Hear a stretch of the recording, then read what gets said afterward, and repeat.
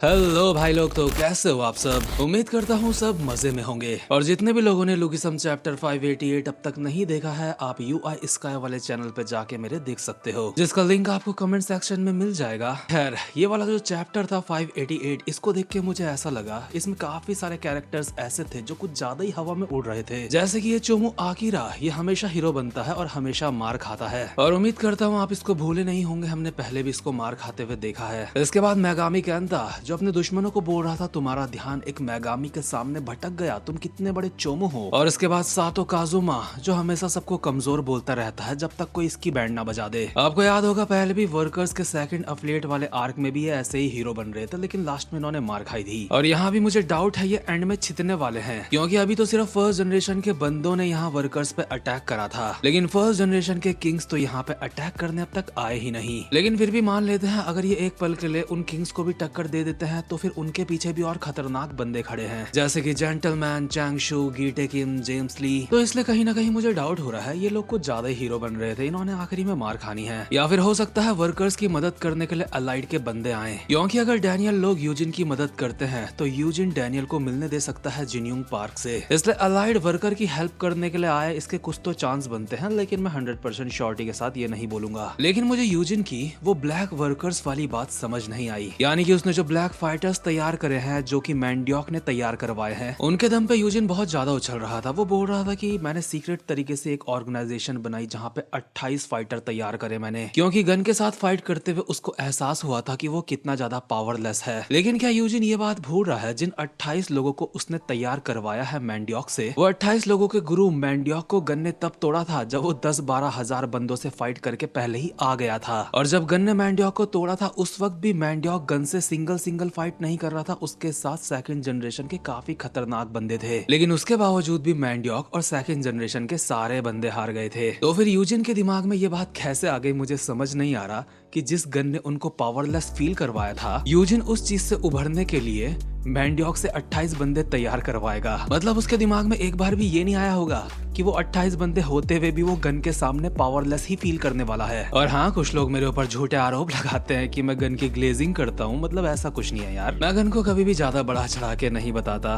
अगर मेरे को बताना ही होता तो मैं बोलता कि गन शिनगन को भी मार सकता है, वो गैप्रियोंग किम को भी मार सकता है, लेकिन मैंने ऐसा कभी नहीं कहा। हालांकि शिनगन और गैप्रियोंग तो पहले से ही निपट चुके हैं, लेकिन अगर वो जिंदा भी होते तो मुझे नहीं लगता कि गन उनको हरा पाता अगर वो अपने प्राइम में होते, क्योंकि आपने वो लाइन सुनी होगी, बाप बाप ही होता है। मैं बस ये मानता हूँ गन एक काफी ज्यादा पावरफुल बंदा है, जो कि मेरा फेवरेट भी है। लेकिन फेवरेट सिर्फ गन ही नहीं, और भी काफी सारे हैं, जैसे कि वास्को, जूनगो किम, मैनेजर किम, मतलब और भी बहुत सारे हैं। खैर, जो यूजिन के 28 बंदों वाली बात थी, ये तो मुझे कुछ इतनी ज्यादा दमदार नहीं लगी, पर हाँ मैं ये मानता हूँ कि ऑब्वियसली वो लोग ताकतवर होंगे और अपने दुश्मनों को काफी ज्यादा अच्छी टक्कर भी दे सकते होंगे। लेकिन यूजिन ने इससे भी ज्यादा समझदारी वाला काम जो करा वो है टॉम को जगाना, यानी कि टॉम को ये बता देना कि गैप्रियोंग को गीटे किम और जेम्स ने मिलके मारा है, और अब वो दोनों मिस किम को भी मारने की सोच रहे हैं। और अगर टॉम एक बारी मैदान में उतर गया तो गीटे किम लोगों के लिए काफी मुसीबत होने वाली है। लेकिन गीटे और जेम्स भी कोई बच्चे नहीं, वो चाहें तो टॉम को भी निपटा सकते हैं। लेकिन ये सब देखने में इतना मजा आने वाला है जितना मतलब इमेजिन भी नहीं किया जा सकता। अब ये सारी बात PTJ के ऊपर डिपेंड करती है। अगर वो टॉम और गीटे लोगों के पंगे दिखाएंगे तो क्या वो टॉम की पूरी जान पहचान का इस्तेमाल करेंगे, जैसे कि मैनेजर किम, एरीज और भी काफी सारे बंदे हैं। क्योंकि अगर PTJ ने इन पंगों में उनको शामिल करा तो जेम्स और गीटे को इतनी ज्यादा परेशानियां आने वाली हैं जितनी उन्होंने सोची भी नहीं होगी। दूसरी तरफ अगर टॉम को अकेले घेर लिया जाता है, जैसे कि जेम्स और गीटे ने घेर लिया, और भी वहाँ पे काफी सारे बंदे हैं, तो मैं ये मानना तो नहीं चाहता, मतलब टॉम फाइट तो बढ़िया करेगा लेकिन वो भगवान को प्यारा हो जाएगा। वैसे भी मैंने एक पिछली थ्योरी वीडियो में आपको ये बताया था कि टॉम मरेगा तो कैसे मरेगा। मतलब मैं ये नहीं कह रहा कि वो पक्का मरेगा ही मरेगा, बस मैंने बताया था अगर वो मरेगा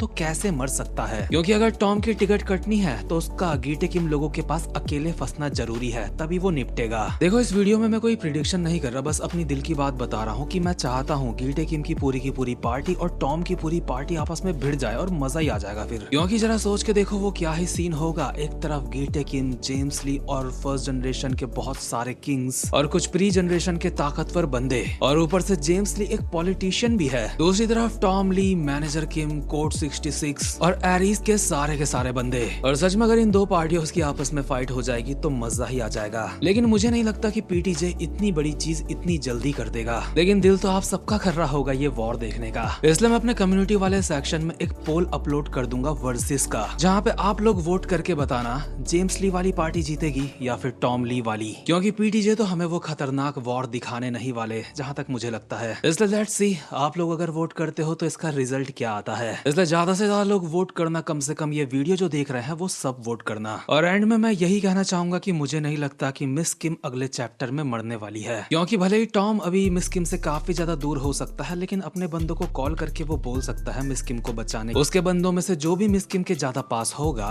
वो उसको बचा लेंगे। मतलब ये मैं चाहता हूँ ऐसा हो जाए, ये कोई प्रिडिक्शन नहीं, क्योंकि अभी जिस तरीके का सीन लुकिसम में चल रहा है वो इतना ज्यादा इंटरेस्टिंग है कि प्रिडिक्शन करने का मन ही नहीं कर रहा है, क्योंकि चीजें बहुत ज्यादा अनप्रिडिक्टेबल हो चुकी हैं और वक्त है पॉपकॉर्न लेके आराम से ये देखने का कि आगे क्या होगा। खैर गाइस, अब मैं मिलता हूँ आपसे अपनी नेक्स्ट वीडियो में, और आपका चैप्टर 588 को लेके क्या कहना है आप कमेंट सेक्शन में मुझे बता सकते हो, और चाहो तो इंस्टाग्राम में भी मुझे फॉलो कर सकते हो जिसका लिंक आपको डिस्क्रिप्शन में मिल जाएगा।